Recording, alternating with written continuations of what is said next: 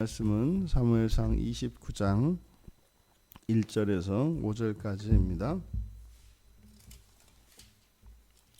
우리 같이 한 목소리로 함께 읽겠습니다.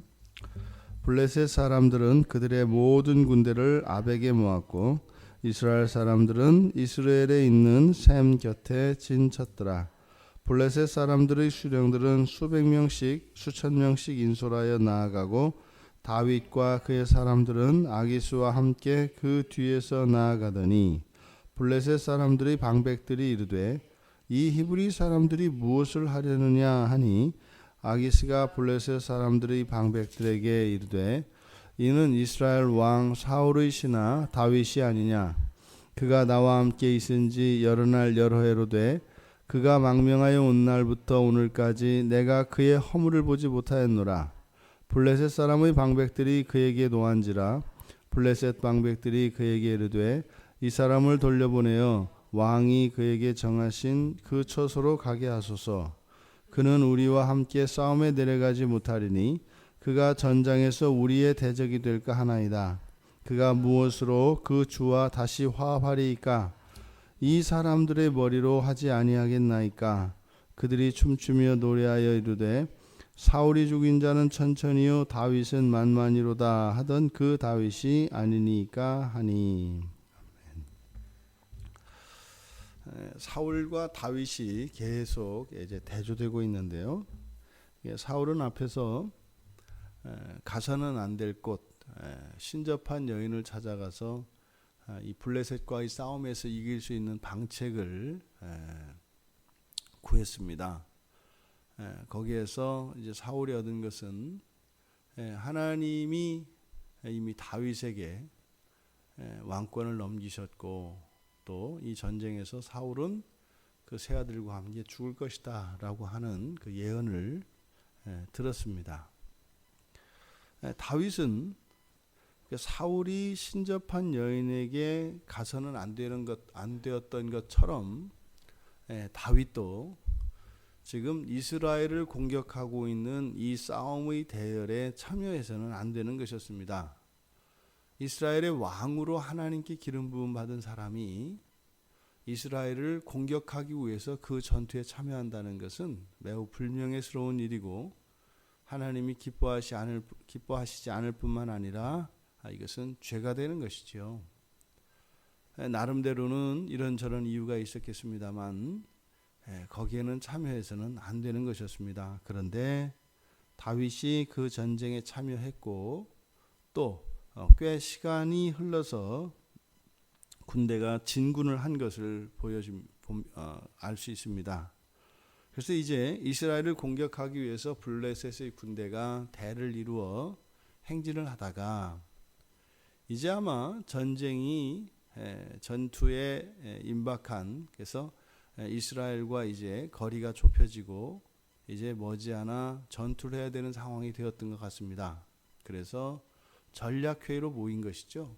그래서 블레셋의 5방백, 블레셋은 5개의 도시를 중심으로 이렇게 이제 연합하여서 연방 국가와 같이 그렇게 이루어져 있는데 그래서 아기스가 블레셋의 왕, 이 전체의 왕이기는 합니다만 절대 권력을 가진 왕은 아닙니다. 그래서 5개의 성읍을 다스리는 그 방백들과 아기스가 이제 전략을 강구하기 위해서 모였던 것 같습니다. 이제 쭉 행진하는 동안은 그래서 다윗에 대한 언급이 없었죠. 그리고 이제 그 전략회의에 이르러서 방백들과 아기스가 모인 자리에서 다윗에 대한 이야기가 나온 겁니다. 이때 5 성읍의 방백들은 다윗의 참전을 반대했습니다. 왜냐하면 다윗은 언젠가 배신할 거다.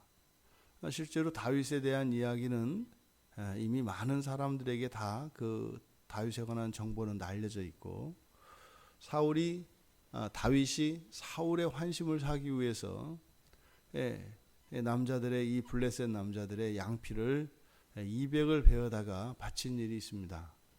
그러니까 다윗이 더더군다나 용맹도 그의 용맹하고 또한 그의 이런 무용도 뛰어난 사람이기 때문에 만약에 다윗이 배신을 하고 전쟁터에서 돌아선다면 마치 후방에 기습을 당한 이런 격이 되니까 절대적으로 다윗은 참여해서는 안 된다라고 하는 것이 블레셋 5 방백들의 생각이었습니다.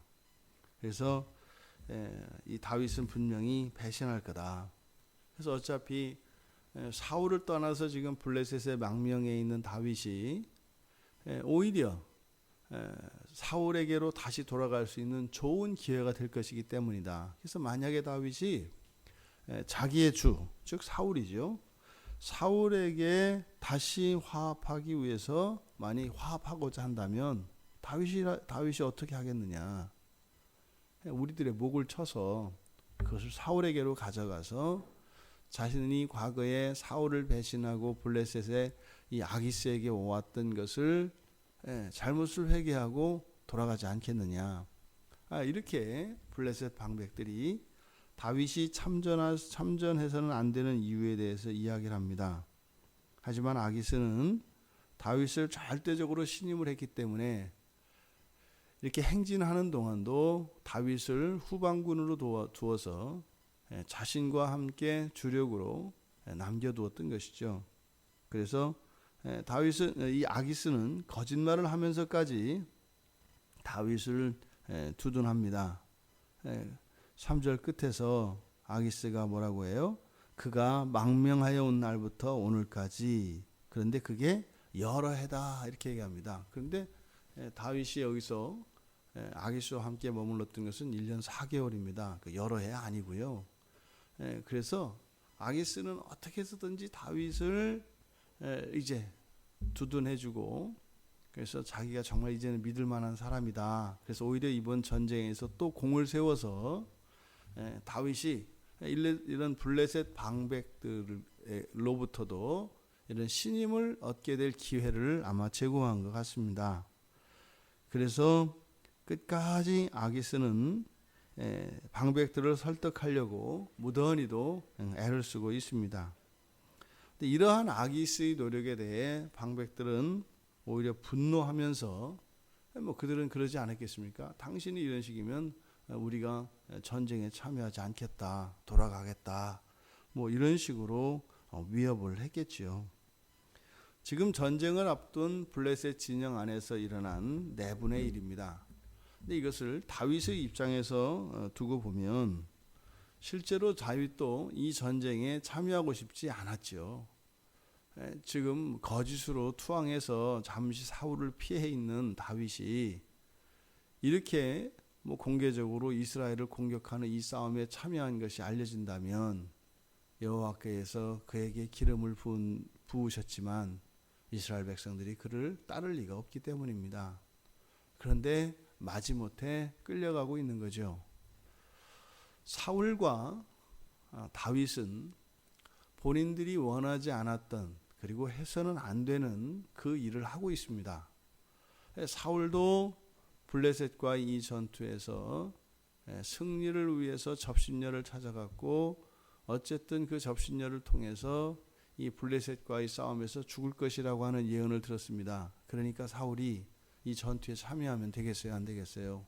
안 되는 겁니다. 또 다윗도 마지못해 따라가기는 갔습니다만 뒤에 있는 이어지는 내용들을 보면 다윗이 이 전투에 참여하는 것이 어쩔 수 없는 피할 수 없는 그런 상황은 아니었던 것 같습니다. 그러니까 다윗과 함께했던 사람들이 다윗의 이 전쟁 참여에 대해서 반대했었고 그것에 대해서 동의하지 않았던 것 같아요. 그럼에도 불구하고 다윗은 이런저런 이유를 들어서 전투에 참여한 겁니다. 그런데 지금 또 블레셋 방백들의 입을 통해서 다윗이 이 전쟁에 참여하면 안 된다라고 하는 이야기가 나왔습니다. 그러니까 접신녀를 통해서 나타났던 이 귀신이 사무엘의 모습으로 나타나서 사울이 이 전쟁에 참여하면 죽게 될 것이다 라고 하는 예언을 했으니까 사울도 이 전쟁에 참여하면 안 되는 것이고, 다윗도 이 방백들의 반대로 인해서 참여하면 안 되는 것이다 라고 하는 것을 가르쳐 주신 겁니다, 여호와께서. 그랬을 때 이제 그 뜻을 따라야 되겠죠. 그 뜻을 따라서 돌이킨다면 하나님의 인도하심을 받는 것이겠고, 그렇지 않다면 끝까지 하나님의 뜻을 거스르는 것이 될 것입니다. 우리가 또한 다윗이 이 전쟁에 참여했지만 블레셋 방백들이 다윗을 밀어내는 것을 보게 됩니다. 다윗에게는 얼마나 다양한 일입니까? 동족과의 전쟁에서 오히려 이들의 반대로 인해서 그런 동족상잔의 비극을 일으키지 않을 수 있게 되었기 때문에 정말 다행스러운 일이지요. 그런데 또 이 다윗의 입장에 보아서는 어차피 마음을 먹고 전쟁에 참여한 것이고, 거기서 뭐 어떤 전략, 어떤 생각을 가지고 있었는지 모르겠지만 오히려 여기서 물러선다면 뭐 아기스에게 그동안 쌓아왔던 신임이 무너질 것이다라고 하는 그런 걱정과 염려가 있을 수 있습니다. 만약에 그렇다면 다윗이 적극적으로 아니다, 자신의 결백을 주장하고 전쟁에 참여하려고 했겠지요. 그런데 다윗은 그렇게 하지 않았습니다. 다윗이 아무리 이 전쟁에 참여하려고 해도 그렇게 되는 게 아니에요. 이 세상에는요, 섞일 수 없는 사람들이 있습니다. 하나님의 백성들이 아무리 신앙을 부인하고 하나님과 상관이 없는 사람처럼 살아간다 할지라도요, 결코 이 세상의 주류가 될 수는 없습니다. 세상이 받아주지 않습니다. 섞일 수 있는 게 아닙니다. 마치 그렇게 하면 될 것 같죠. 마지막에 반드시 알게 됩니다. 아, 저들은 저들이고 우리는 우리구나 라고 하는 것을 말입니다. 우리가 배타적인 삶을 살지 않습니다. 오히려 그들을 향하여 주의 복음을 전하고 사랑으로 나아갈 일입니다. 하지만 그렇다고 해서 결코 그들과 우리가 하나 되지 않습니다. 이 세상에는 분명히 우리와 그들이라고 하는 그 경계가 분명히 있습니다. 우리의 인생도요, 이런저런 이해와 이런저런 핑계와 이런저런 명분이 있겠죠. 신앙에 반하는 삶을 살 수 있습니다. 그런데 그것은요, 결코 우리가 원하는 인생의 결과를 가져다 주지 않는다라는 겁니다. 기억해야 합니다. 우리는 하나님께서 우리를 택하셨기 때문에 구별된 자들이 되었고 거룩한 사람들이 되었다는 겁니다. 가장 성공적인 인생, 가장 복된 인생은 무엇이겠습니까? 내가 나다운 것입니다. 우리 안에 거하며 우리로 살아가는 것.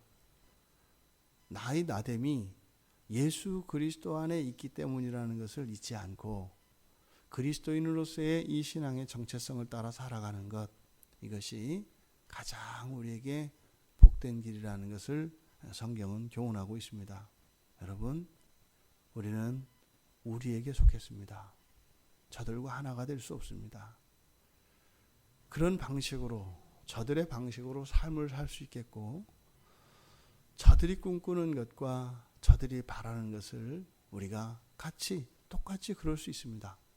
하지만 그 결과는 완전히 다르다고 하는 사실, 이것을 우리가 늘 잊지 말고 날마다 우리됨에 대하여 동의하지 못하는 우리 안에 이런 죄성들, 그것을 따라갈 것이 아니라 그것을 거부하며 신앙의 정절을 지키고 그렇게 살아감으로 우리에게 주어진 인생의 시간들을 허비하지 않는 우리 모두가 되기를 주님의 이름으로 축원합니다. 하나님 아버지, 같은 하늘 아래 같은 땅을 밟고 살아가고 있지만 영적인 눈으로 보면 섞일 수 없는 사람들이 있음을 생각나게 하여 주셨습니다. 이 세상에 많은 사람들이 함께 살고 있지만 분명히 그리스도께 속한 우리와 그리스도를 대적하는 너희가 있음을 잘 알고 있습니다.